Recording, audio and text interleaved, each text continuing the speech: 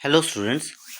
बेटा आज कुछ एसिड बेसिस एंड सॉल्ट के बारे में, इसकी जो रिएक्शंस हैं, इसके जो इंडिकेटर्स हैं, उनको एक बार रिवाइज कर लेते हैं।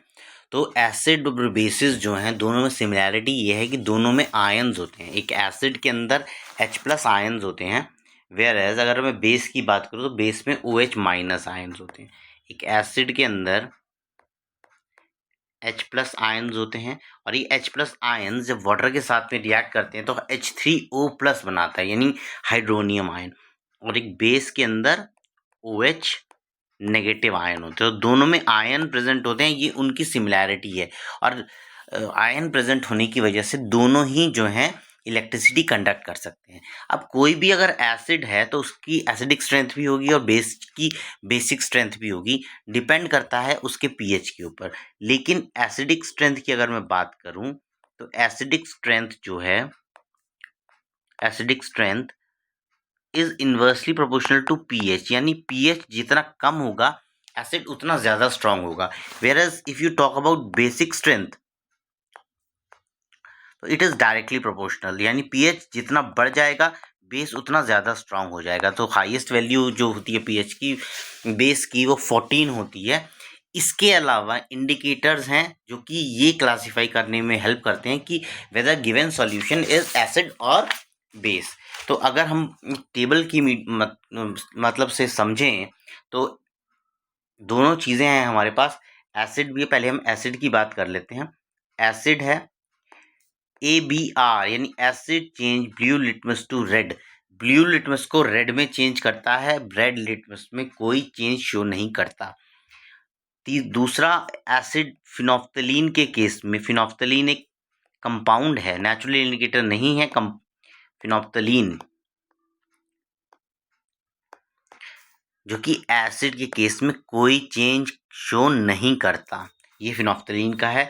मिथाइल ऑरेंज है, मिथाइल ऑरेंज है जो कि रेड कलर शो करता है। और इसके अलावा चाइना रोज है या हिबिस्कस जो है, जो कि magenta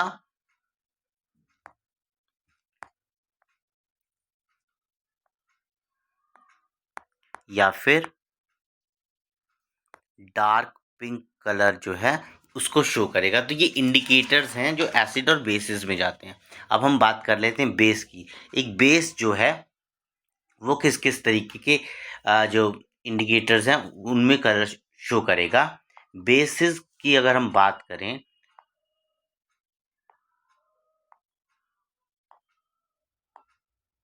basis turn red litmus blue, BRB, और ब्लू लिटमस में कोई चेंज शो नहीं करता।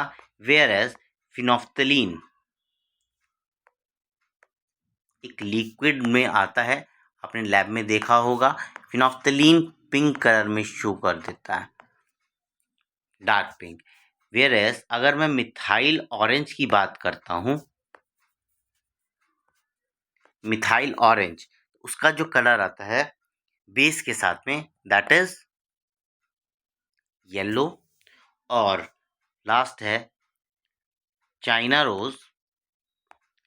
चाइना रोज का जो कलर आएगा वो आएगा ग्रीन। तो ये अलग अलग कलर्स हैं जो अलग अलग इंडिकेटर्स में बेस और एसिड शो करेंगे। इसके अलावा हम लोग बात कर लेते हैं, कुछ इंडिकेटर्स होते हैं ऑल्फैक्टरी इंडिकेटर्स। ऑल्फैक्टरी इंडिकेटर्स जिनकी जो स्मेल चेंज होती है, ऑल्फैक्टरी इंडिकेटर्स स्मेल चेंज होती है। तो एसिड में स्मेल रिड्यूस होती है लेकिन बेस में एकदम ही खत्म हो जाती है। इसके अलावा इनकी जो रिएक्शंस हैं, एक एसिड और बेस वाटर के साथ में कैसे, मेटल के साथ में कैसे रिएक्शन करता है। यहाँ पर आएगा मेटल, वाटर नहीं आएगा।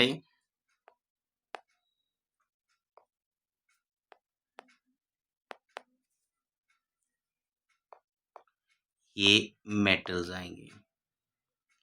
देखो अगर एसिड और मेटल जो है, एसिड और बेस जो है जब मेटल से रिएक्ट करते हैं तो हमेशा एक सॉल्ट फॉर्म करते हैं। ठीक है, तो आपका Zn है जिंक, इसकी रिएक्शन मैंने HCl के साथ में करा दी, क्या बनेगा, ZnCl2 बनेगा और साथ में रिलीज होगी हाइड्रोजन गैस। सेम बेस जो है, जैसे NaOH की रिएक्शन अगर हम जिंक के साथ में करेंगे तो यहाँ पर बनेगा Na2ZnO2, सोडियम जिंकेट, और साथ में हाइड्रोजन गैस ही रिलीज करता है। तो दोनों केसेस में हाइड्रोजन गैस जो है वो रिलीज होगी। नेक्स्ट है कि मेटल के कार्बोनेट्स या बाई कार्बोनेट्स के साथ में, हाइड्रोजन कार्बोनेट या बाई कार्बोनेट के साथ में किस तरीके की रिएक्शन एसिड शो करता है। तो एसिड की जब हम रिएक्शन करेंगे मेटल कार्बोनेट के साथ में, जैसे आपने Na2CO3 लिया,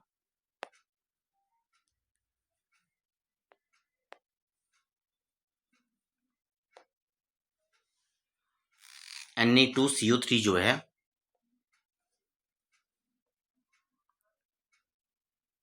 Na2CO3 की रिएक्शन अगर हम HCl के साथ में करते हैं तो क्या बनेगा, NaCl बन जाएगा। ये इसके साथ में रिएक्ट कर जाएगा, Cl के साथ में बेसिकली। और कार्बोनेट है तो मैंने कल बताया था उसमें केमिकल रिएक्शन में कि आपके पास में कार्बन डाइऑक्साइड और वाटर ज़रूर प्रोड्यूस होगा, अगर वाटर तब जब हाइड्रोजन अवेलेबल हो, ठीक है। और अगर इसी की रिएक्शन मेटल के हाइड्रोजन कार्बोनेट यानी NaHCO3 से करते हैं तो क्या होगा, तो HCl इसकी रिएक्शन इस Na के साथ में हो जाएगी, क्या बनाएगा, ये NaCl बनाएगा, प्लस ये H और ये HCO3 H2O बनाएगा, वाटर प्लस CO2। तो मेटल एसिड की रिएक्शन चाहे मेटल के कार्बोनेट के साथ में हो या मेटल हाइड्रोजन कार्बोनेट के साथ में हो, दोनों केस में सॉल्ट बनता है, वाटर बनता है और कार्बन डाइऑक्साइड इवॉल्व होती है। नेक्स्ट इज कार्बन डाइऑक्साइड की रिएक्शन लाइम वाटर के साथ में। देखिए जो लाइम वाटर है CaOH होल ट्वाइस, इसकी रिएक्शन हम जो कराएंगे कार्बन डाइऑक्साइड के साथ में तो क्या फॉर्म होगा, तो फॉर्म होता है CaCO3। ये जो CaCO3 है ये एक वाइट प्रेसिपिटेट है,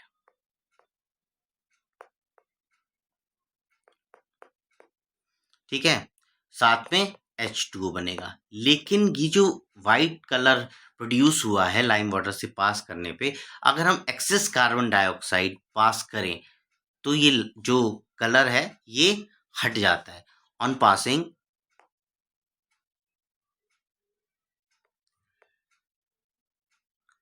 access carbon dioxide, the following reaction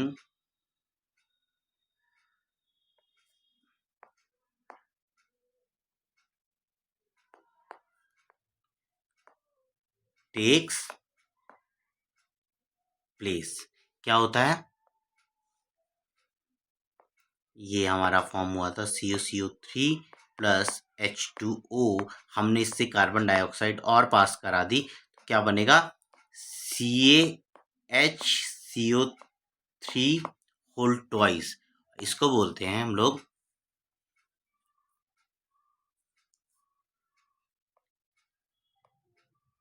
calcium by carbonate which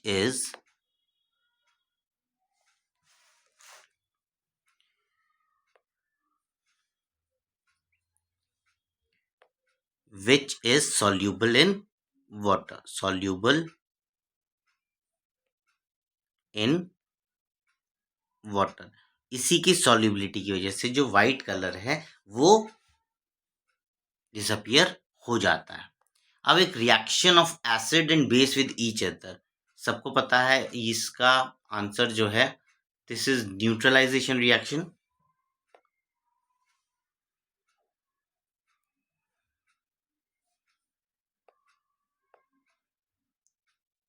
neutralisation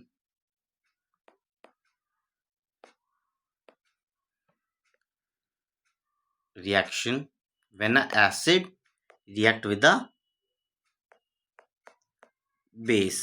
तो क्या क्या बनेगा, एक तो बनता है सॉल्ट और दूसरा बनता है वाटर।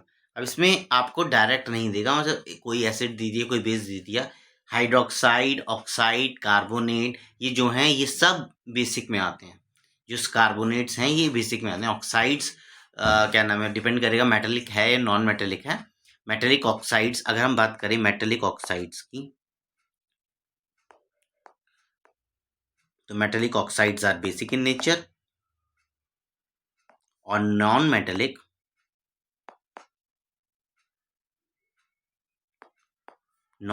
आर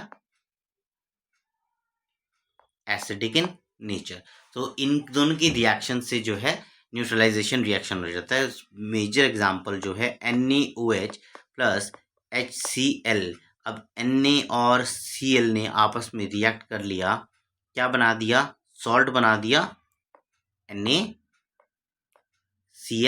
प्लस आगे वाटर जो है वो डिसोसिएट हो गया, अलग से सेपरेट हो गया, प्लस H2O। तो यहाँ पे ये रिएक्शन होती है जब एक एसिड एक बेस के साथ में रिएक्ट करता है। तो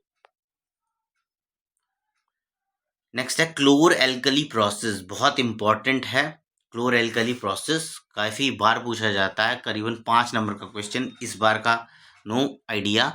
लेकिन क्लोर एल्कली हम लोग को प्रिपेयर सारी रिएक्शंस करनी है। देखो इसमें क्या होता है कि ब्राइन लिया जाता है। What is brine? Brine is the aqua solution of sodium chloride. तो क्लोर एल्कली प्रोसेस जो होता है उसमें आपका सोडियम हाइड्रोक्साइड प्रोड्यूस होता है।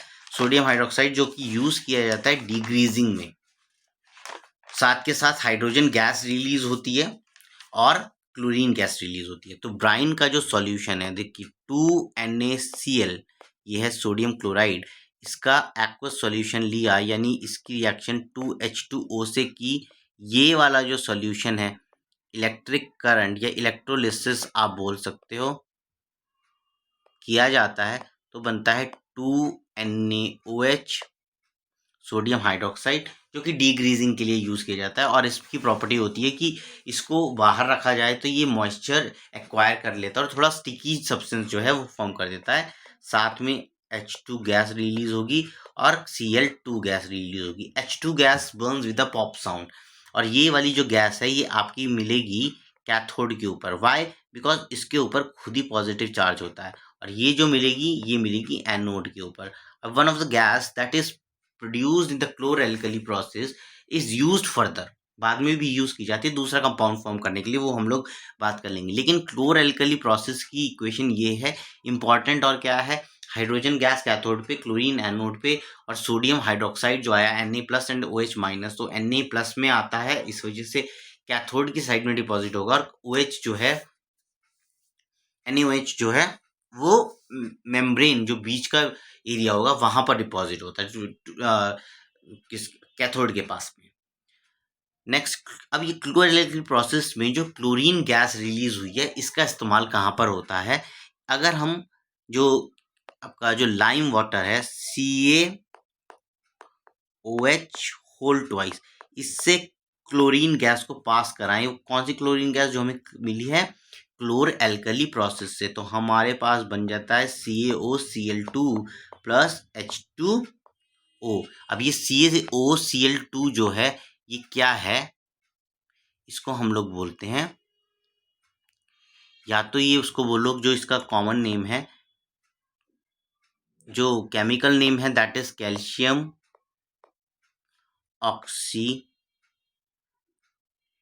क्लोराइड, या फिर हम लोग बोलेंगे इसको ब्लीचिंग पाउडर। ब्लीचिंग पाउडर जो है या कैल्शियम ऑक्सीक्लोराइड जो है, इसके अंदर वाटर ऑफ क्रिस्टलाइजेशन नहीं है। क्या होते हैं वाटर ऑफ क्रिस्टलाइजेशन? एक fixed amount of water molecules होते हैं जो किसी भी कंपाउंड के क्रिस्टल और उसको कलर प्रोवाइड करते हैं। तो एग्जाम्पल क्या है, एक तो है कॉपर सल्फेट डॉट 5H2O, इसको हम लोग बोलते हैं blue vitriol FeSO4 dot 7H2O, ferrous sulphate heptahydrate, इसको हम लोग बोलते हैं ग्रीन विट्रॉल। बाकी सोडियम हाइड्रोजन कार्बोनेट जो है हमारे पास बेकिंग सोडा, उसमें वाटर ऑफ क्रिस्टलाइजेशन नहीं होती। दूसरी बात, वाटर ऑफ क्रिस्टलाइजेशन किसी भी कंपाउंड में प्रेजेंट है तो उसका मतलब ये नहीं है कि वो लिक्विड स्टेट में पाया जाएगा। हाँ, उसका ये मतलब है कि उसके क्रिस्टल्स जो हैं वो प्रोवाइड होंगे। बेकिंग सोडा कैसे बनता है? Baking soda one of the major constituent in the kitchen. Solvay process जो होता है, सॉल्वे प्रोसेस से बेकिंग सोडा जो है फॉर्म किया जाता है। Manufactured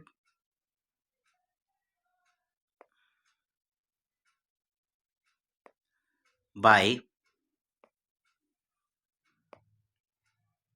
Solvay process.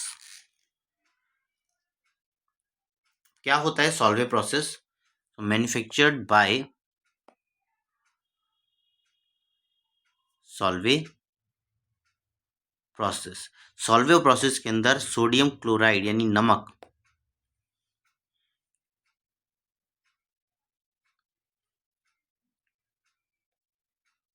Plus ammonia plus H2O plus CO2, ये इनको मिक्स किया जाता है तो बनता है NaHCO3 plus NH4Cl। This is Solvay process. जो आपका NaHCO3 है, this is known as baking soda, और ये है आपका अमोनियम क्लोराइड। अब ये मेजर इंग्रेडिएंट इसलिए है क्योंकि खाने में इस्तेमाल किया जाता है, खाने को थोड़ा सॉफ्ट बनाने के लिए। तो उसकी इक्वेशन है कि जब हम खाने में इसको ऐड करते हैं और खाने को गर्म करते हैं तो क्या फॉर्म होता है? Na2CO3, जो कि बाद में यूज किया जाता है in the formation of washing soda. अब देखो, बेकिंग सोडा इज NaHCO3, तो इसके अंदर वाटर ऑफ क्रिस्टलाइजेशन नहीं है। Na2CO3 plus H2O plus CO2, और ये जो CO2 रिलीज हुआ है इसकी वजह से खाना थोड़ा सॉफ्ट और फ्लफी हो जाता है। ठीक है। अब ये Na2CO3 जो बना है इसका रिक्रिस्टलाइजेशन होता है, यानी इसको वाटर मॉलिक्यूल्स के साथ में रिएक्ट कराया जाता है। कितने? 10 मॉलिक्यूल्स ऑफ वाटर के साथ में इसको रिएक्ट कराया जाएगा। और क्या बनेगा? Na2CO3 डॉट 10H2O, ये फॉर्म हो जाता है। तो इसके अंदर वाटर ऑफ क्रिस्टलाइजेशन है। This is your washing soda, this whole is your washing soda. तो याद कर लेना, कपड़े धोने के लिए जो है पानी चाहिए होता है। पानी किस में है? Na2CO3 डॉट 10H2O में। सोडियम कार्बोनेट के अंदर पानी है, बाई कार्बोनेट का मतलब बेकिंग सोडा है। अब आप बेकिंग सोडा और वॉशिंग सोडा में कैसे डिफरेंशिएट करोगे? हीट करने के बाद। देखो, अगर हम बेकिंग सोडा को हीट करते हैं तो कार्बन डाइऑक्साइड रिलीज होती है, इक्वेशन अभी मैंने बताई। लेकिन अगर हम इसको हीट कर देंगे, देखिए अगर हम Na2CO3 डॉट 10H2O इसको मैं हीट कर दूंगा अगर, तो हमारे पास Na2CO3 बन जाएगा, और ये इसके वाटर ऑफ क्रिस्टलाइजेशन जो है ये इवेपोरेट हो जाएंगे, जिसकी वजह से इसके क्रिस्टल और इसका कलर जो है वो हट जाएगा।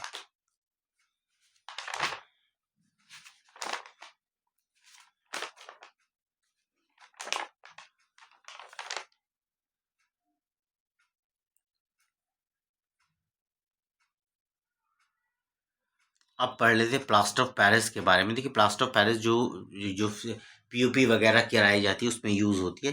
तो ये बनती कैसे है? इसका जो नाम होता है वो है कैल्शियम सल्फेट, यानी कैल्शियम का सॉल्ट होता है। अब आपसे इसमें कुछ भी पूछ सकता है, कैल्शियम इनमें से कौन सा सोडियम का सॉल्ट नहीं है, इनमें से कौन सा कैल्शियम का सॉल्ट है? Calcium sulphate hemihydrate. अब ये बनता कैसे है? ये बनता है जिप्सम को हीट करके। जिप्सम को हम लोग हीट करते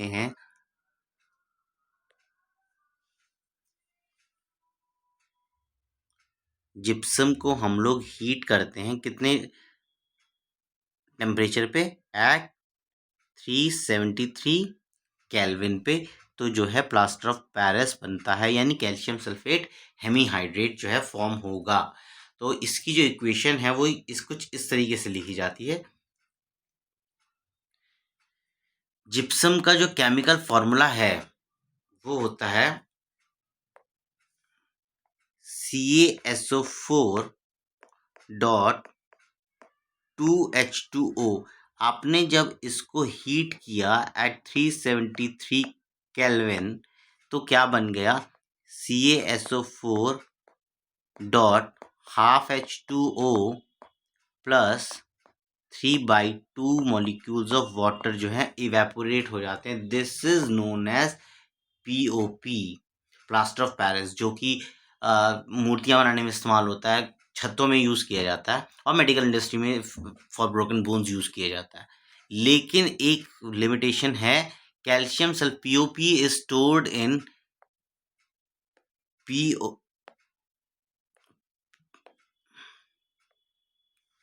POP is stored in moisture free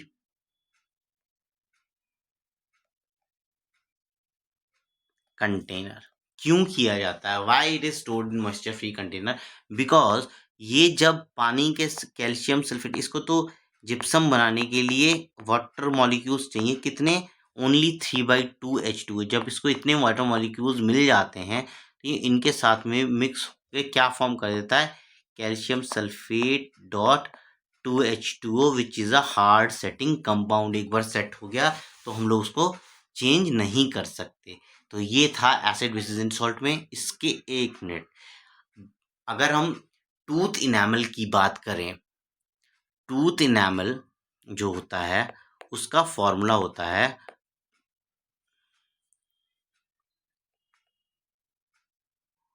tooth enamel का जो फॉर्मूला होता है calcium phosphate Ca3PO4 whole twice, नाम है। ये क्वेश्चन एक बार पूछ लिया था। Calcium phosphate, this is the hardest coating in our body. तो कैल्शियम फॉस्फेट होता है, और जब दांत का pH 5.5 से कम हो जाता है तो इसमें कैविटी हो जाती है। ये था एसिड बेसिस इन सॉल्ट। रिएक्शंस याद रखो, और पेपर से एक दिन पहले मैं सारी रिएक्शंस जो है कंपाइल कर दूंगा। Thanks for watching, have a nice day.